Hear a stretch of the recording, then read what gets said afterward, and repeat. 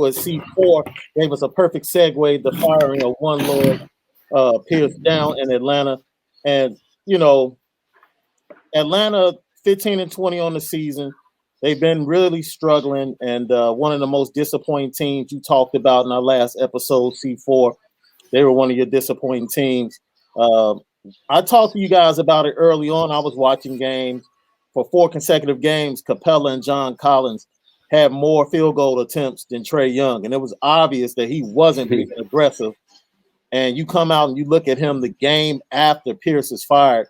He's ultra aggressive down in Miami, doing his thing. And I hate to say it was a player revolt on the court, meaning they had tuned him out, trying to get the coach fired. And like you said, shout out to Nate McMillan going to Pierce and asking for his blessing.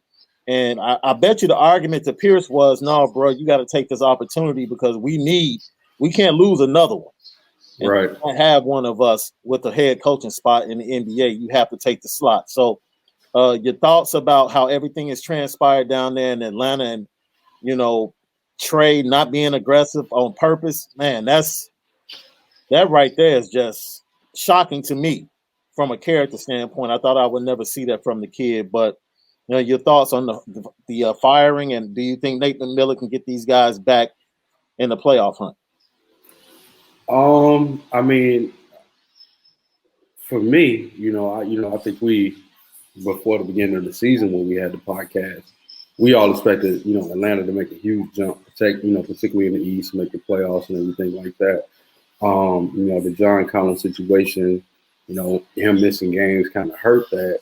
But then, like you said, Trae Young just wasn't being himself. And, I just kind of, dismissed it. And I didn't really think there was any internal problems like that.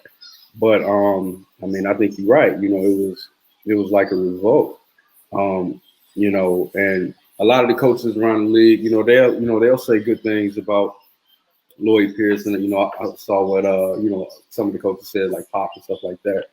But regardless if he's a good X's and O's guy or player development or whatever, if you don't make that connection with your team, particularly with a young team, it can go downhill pretty quickly. So, I did think that his comments about him not liking Trae's shots, and the way he draws fouls, kind of similar to, some of the things that Steve Nash had said or what have you.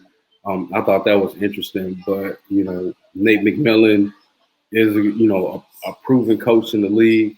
He has taken teams and he's won with them. So it's not like it's some super dramatic drop off, but then at the same time, the other part of that is, like you said, we can't lose another black coach.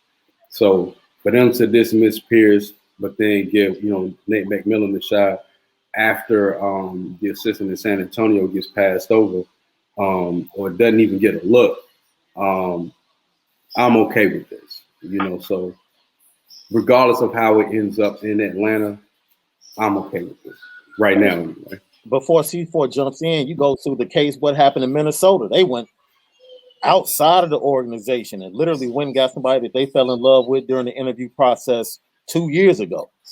You know, maybe I'm mixing up my coaches. Maybe it was the assistant in Minnesota. Yeah. The assistant we're talking about. Yeah, David Vanderpool. Yeah. Mm-hmm. Yeah, for him to not even get a look, he's been there. That's crazy. C4? Yeah. I think just the situation with Atlanta is kind of weird just because, like you said, we all expected them to make a jump, but when you break it down to, like, who did they sign? Bogdanovich, Gallinari, and Rondo.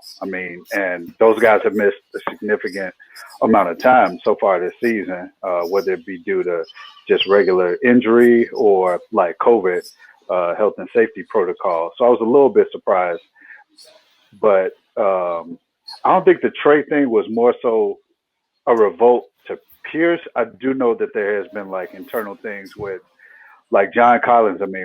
When a guy turns down a $90 million extension before the season and bet on himself, and he's maybe only getting 7-8 shots per game, and they're all like lob attempts, that would, I think that causes a huge friction in there. And these guys are still fairly young. So you're managing, trying to still have guys young enough who I think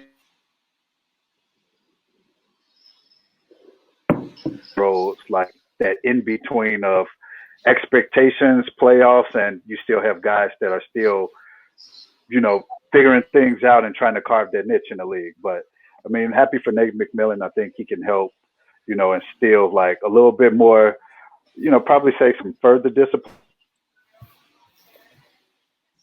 Selection is going to be what Trae Young's shot selection is. That's gifted offensively like that, but I think he'd be, take some of those 30, 32, 35 footers. It's all about time management, clock management, and where you are like on the scoreboard. But yeah, it'll be interesting to see what happens for the rest of the season. I'm really in the thick of things for that playoff, thing. I mean, but yeah, it's just a weird firing to me, just with this season being what it is.